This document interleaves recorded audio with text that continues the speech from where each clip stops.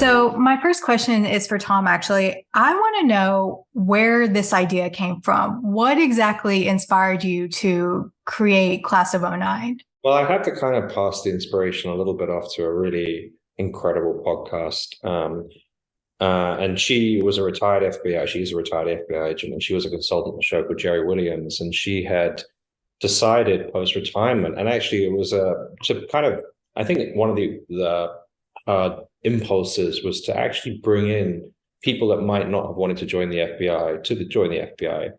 And she's just interviewed a load of retired agents and just spoken to them about cases that they've worked on. And I think I came across it looking for crimes, like interesting crimes. Like that was my reason for listening to it. And then the reason I stayed and listened to so many, they're really long, like it can be anything from an hour to 2 hours, is that I found the agents themselves really fascinating. The way they spoke, the way they told stories, the way they interacted with Jerry. Some were really good at it, some weren't so good at it. But they were so varied. I mean, they all had lots of different, I just found them really interesting people. And I thought, how do I capture that in a way that lots of TV shows have flattened out the agents and made the crime bigger than the agents? And the desire was to make the agents the stars. And then I married that impulse with a love of class photos and just thinking about a class of FBI agents and following that class through time. And that was how it began, really. Yeah. And Joe and Jessica, how did you guys get attached to the series? Like what drew y'all to the script? I read I guess the first 3 or 4. And I was brought on initially to direct the last 2, 7 and 8. And then, and also to be kind of a bounce board with Tom at times, for story and stuff like that. And then was asked if Tom asked me if I would be interested in shooting the footage that needed to be shot from the pilot, additional stuff that needed to be shot. And so I was excited to do that. And that was kind of my involvement. What drew me to it was the great characters and how the story was told. And the kind of interweaving of character and genre. I found that very fascinating. And the idea of changing an institution from the inside, I thought was a really cool concept to explore. Yeah. And how about you, Jessica? What drew you to the script of Class of '09? Echoing some of the things Joe said, I've worked on a lot of limited series, but never one quite like this one. And I like to do very different things, project to project. So I was absolutely drawn to the character-driven nature of it, which I think is a key strength of the limited series format. But I think the way it used genre in very clever and original ways that I hadn't seen before, sort of playing with the FBI as a genre, but not with a lot of the conventional tropes and the kind of more episodic procedural format. And the idea of the sort of science fiction, although it's hardly science fiction, the AI is now very much a part of our world as we know it, sort of playing with that, but again, in very unexpected ways where it's used to bring up kind of moral and philosophical questions about how can this be used towards justice and elimination of bias and trying to create a fairer justice system.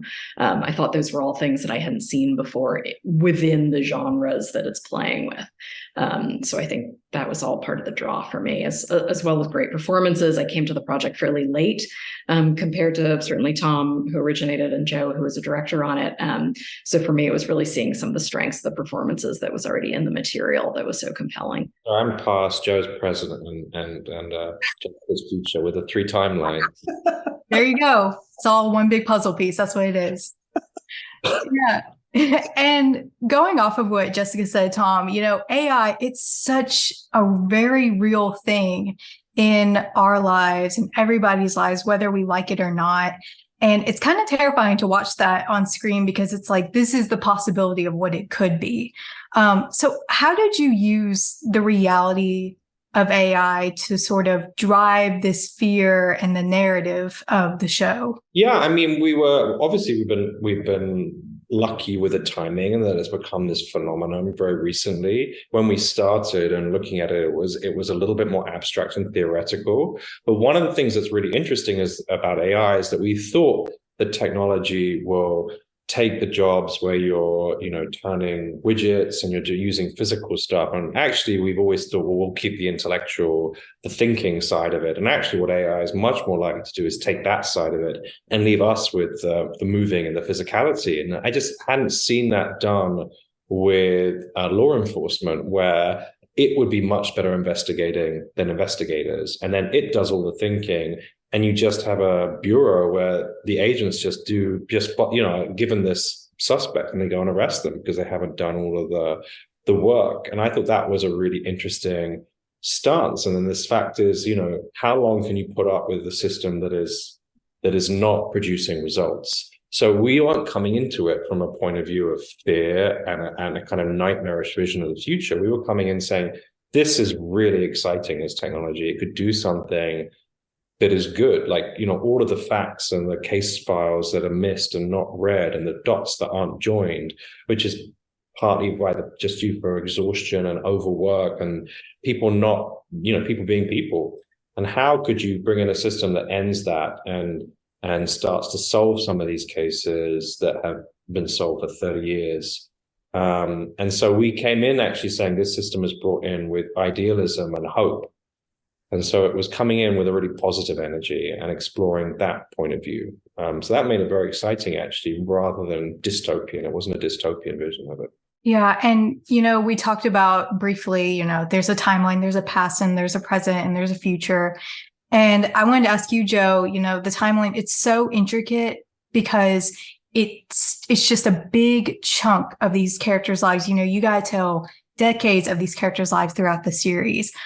So how did you go about directing these timelines events without it making, confusing, very crowded, just go as smoothly as possible? Well,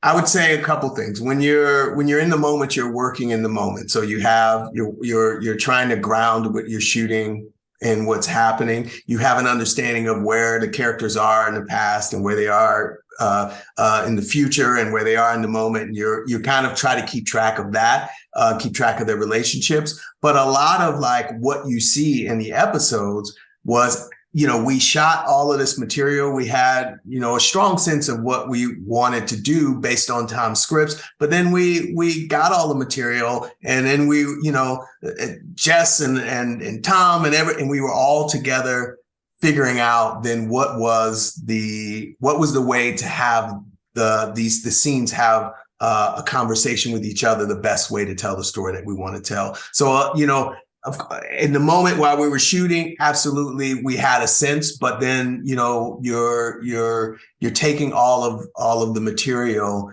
and you're trying to tell the best version of that story after it's all shot.